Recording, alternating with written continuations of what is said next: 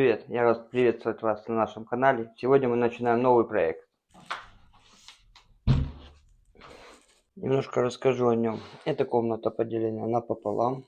Вот одна часть и другая часть.